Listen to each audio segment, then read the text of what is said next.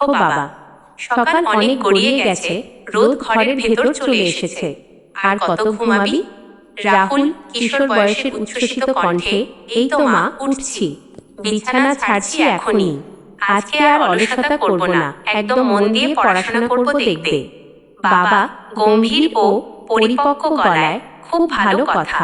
মনে রাখবি বাবা, সৎ আর পরিশ্রমী মানুষই কেবল জীবনে প্রকৃত বড় হতে পারে। রাহুল মনে মনে একটু অবাক হয়ে, আরে রাস্তার পাশে এটা কি পড়ে আছে? একটা মানি ব্যাগ। উফ, কার না জানি টাকা পয়সা বা দরকারি জিনিস হারিয়ে গেছে। এটা তো আমার নয়, যার জিনিস তাকেই তো এটা ফিরিয়ে দিতে হবে। লোভ করলে তো পাপ হবে। ধাপ ৩, বাড়িতে। মা চিন্তিত সুরে, কি রে রাহুল, আজ বাড়ি ফিরে এসে এমন চুপচাপ বসে আছিস কেন? শরীর খারাপ নাকি? কি হয়েছে বলো তো?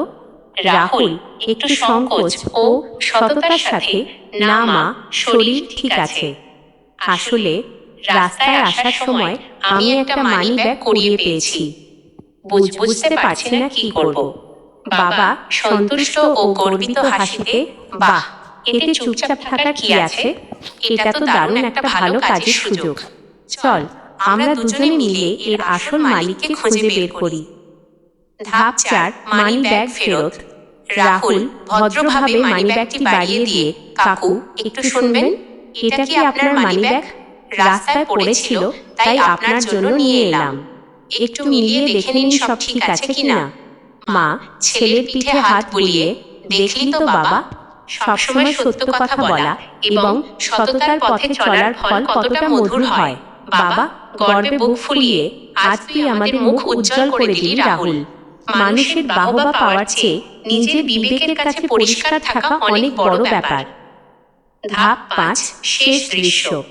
রাহুল দৃঢ় প্রতিজ্ঞায়, মা, বাবা, আজকের এই ঘটনা থেকে আমি বুঝে গেছি। আমি কথা দিচ্ছি, জীবনের প্রতিটা পদক্ষেপে আমি সবসময় একজন সৎ মানুষ হয়েই বেঁচে থাকব। মা চোখের কোণে আনন্দের জল মুছে, তোর এই সৎ চিন্তাই তো আমাদের সবচেয়ে বড় আনন্দ বাবা। বাবা আশীর্বাদের সুরে মাথায় হাত রেখে, চিরকাল এই কথাটি মনে রেখো, সততা মানুষের সবচেয়ে বড় সম্পদ।